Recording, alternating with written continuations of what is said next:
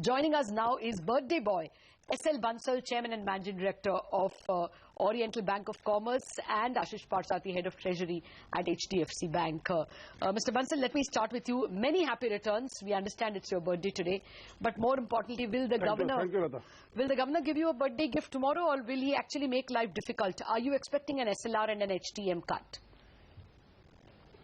See, Lata, it will not be a birthday gift to me, it will be a birthday gift to the economy. Now, what I believe is, now there should be a rate cut.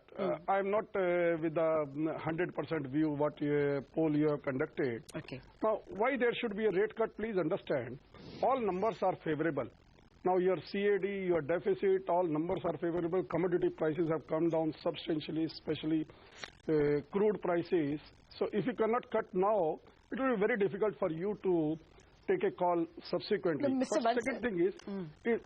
yeah, go ahead. Let me complete. Now, first, let us see whether there should be a rate cut. I think there should be a rate cut.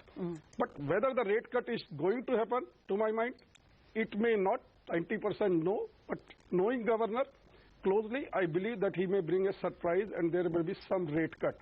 But whether the rate cut will really be passed on to the customer, I believe no. For the next 30 days, it will be a big no.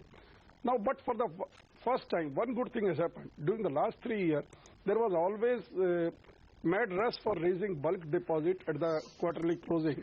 For the first time this quarter, there was no rush for raising bulk deposit, and the deposit was available at close to normal deposit rates of say 9% for 1 year.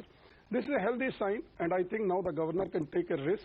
Slight cut in repo rate, say 25 basis point, although it may not translate into cut in the lending rates immediately, but it will provide a big positive to the market as well as to the all ultimate consumers. Okay. Good morning, sir, and again wishing you a very happy birthday. But let's get Ashish Parthasarthy, the head treasurer of HDFC Bank, into the discussion as well. Hi, Ashish. Despite the slightly better than expected borrowing figure, the bond yields are going into the event a bit cautious. So right now, as we speak, it's inched up to 8.46 versus 8.44 on Friday. What's the bond market expectation, particularly with respect to SLR as well as HTM? What is it pricing in? Good morning. If you see, of course, is consensus expectations on the rates that there will be no change and no change for quite some time. So obviously, if you have the overnight rate at around 8%, a 10-year at 8.40, 45 seems to be fairly priced unless you expect rate cuts in the near future. Secondly, there is a reasonably majority expectations that there will be an SLR cut, and I am of the view if there is an SLR cut, the HTM cut will be simultaneous. So whenever there is a 0.5% SLR cut, you will have an additional HTM cut of 0.5%, equal. So that's what I think the bond markets are kind of pricing in, and that's why I think before the policy, you see it being the marketplace being cautious. Okay. Well, actually, that was why I was asking about SLR and HTM first. Ashish, before I come back to you, Mr. Bansal, how will life get tougher for banks if there was an SLR cut and an HTM cut? What will be the impact on your own P&L? See, if there is a SLR cut, Lata, it is not going to affect much because most of the banks are holding close to 27%. And today there is not much demand on the credit side. So where we are going to park our funds.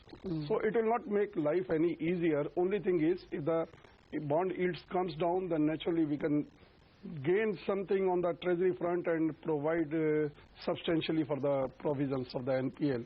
Our life is going to be very, very tough in today's environment when I think this coal block decision is going to affect the bank's balance sheet in a big way going forward from 6 to 9 months' time.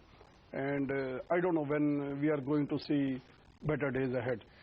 Sir, that's a very serious point you're making. You expect that in this quarter itself, that is October-December quarter, you should see an uptick in NPLs because of this coal block thing. But more importantly, if you can answer my question on HTM, if the HTM were cut, a little more provisioning will be called for, you think?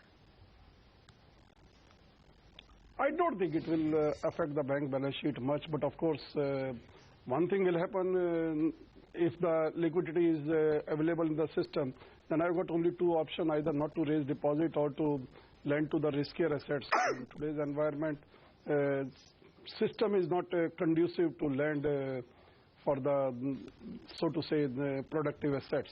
We need to wait and watch. Of course, the busy season is coming and there will be a lot of demand for the retail assets. Now the bank for the next 3 to 6 months should lend only for these MSE segment, agriculture and retail sectors. For big corporates, I would not like to venture into that field. No, I'm just asking you specifically, sir, if there is a 0.5% HTM cut, will your provisioning rise only on account of that? No, for specifically for OBC, not much. Okay. And for the system as a whole, how much do you think could be the burden of the coal allocation, or for that matter for Oriental Bank of Commerce itself? In the next, you said 9 months would still be tense months. What do you expect is the impact on your balance sheet, on your P&L? See, Lata, there are 3-4 aspects in this. Number one, the Honorable Supreme Court has permitted all these producers to continue the mining up to March 2015, but they need to provide some penalties, 295 rupees per ton, backdated, and that amount is roughly about 9,000 crore. Now all these companies will approach the banks to asking for funding of these penalties. This will be additional burden on the promoter as well as the banker. And all these power producers, ultimately DISCOM, then metal companies, they will be affected. I think you cannot work out the cost right away. Ultimately, it depends on the policies of the government, whether they will bring out some preferential allotment for the existing producer, or they will go simply by the auction mode. It is to be seen what policy government is going to adopt, and to what extent the existing manufacturers will be suffering, and what type of new player will come in. See, most of the people have invested a lot of money in these existing 40 coal blocks which are operative, and it is to be seen how it will span out. Ashish, let me come back to your point, where you said that you expect an SLR as well as HTM cut at the same time. If it happens tomorrow, how much further could the yields rise?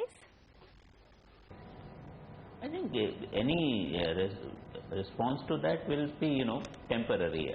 They could go up by anywhere between 5 to 10 basis points. That's about it. Even though these changes are happening and there's a clear roadmap that SLR will be brought down and so will be the HTM, there will be firstly at this point in time credit growth is very anemic, and so there will remain some amount of demand for SLR bonds from the banking system. Secondly, as the SLR comes down, the LCR requirement of banks will continue to go up, so they need to hold liquid assets, and a lot of it would be in government securities. The total holding of government bonds by the banking system in terms of their percentage to the DTL is unlikely to come down, so that demand will remain. And if you see, the investor sentiment towards India is extremely positive, so you've seen a lot of overseas portfolio interest in the debt side in government bonds, and that is again likely to continue. Thirdly, there is a reasonably large demand and which is likely to increase from entities like pension and provident funds, which you'll see pan out over the next 6 to 12 months. So demand for bonds I don't think will be an issue. Okay, I just wanted to elaborate a little bit for viewers who are not familiar with the LCR abbreviation that Ashish used. It is the liquidity coverage ratio. Under the new Basel norms, you have to set aside a bit of money called the liquidity coverage ratio equal to your 30 days payout. That has to be kept in very liquid bonds.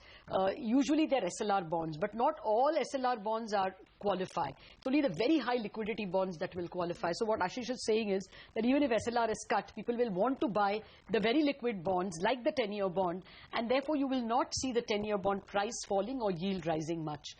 That's the expectation of the market. So largely it looks like bond markets will not be terribly affected even if there is an SLR and an HTM cut. Ashish, one final question to you. What will you watch out for in the language? Everybody was terrified with those couple of sentences that the governor said last time. One, that there is still upside risk to that 6% inflation of January. As well, he has repeatedly said, let us fight and win this battle against inflation once and for all.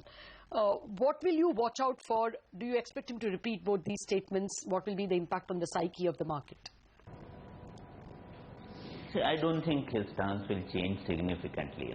There could be some bit of dovishness in the stance, but not beyond that marginal dovishness, because the stance is extremely clear. We want to fight inflation, bring it down to a lower and sustainable level once for all. We have seen, whenever there has been a fall in inflation and we have reduced rates, inflation has come back in the economy. So we don't want to repeat that kind of situation again this time. So I think that stance is unlikely to change. If at all, there could be some marginal change given the trajectory of inflation, which could be slightly better than what has been forecasted. So there could be a bit of what everyone calls it dovishness. Otherwise, I think the stance remains the same. And just to add on the LCR bit, I think at this point in time, my understanding is all government bonds are eligible as high quality liquid assets. So it's not only specific bonds, but all. I had RBI sources telling me it will be the more liquid ones. So I'm not sure state government bonds are not qualifying as LCR was what I was told. Anyway, the more important point, and I'm running out of time, Mr. Bansal, but very quickly, so you all got a promise that you will be able to ensure that the DISCOMs raise tariffs every year or regularly, pass on their costs. Have you been able to implement that, ensure that tariffs are increased regularly without you lending money to them before that?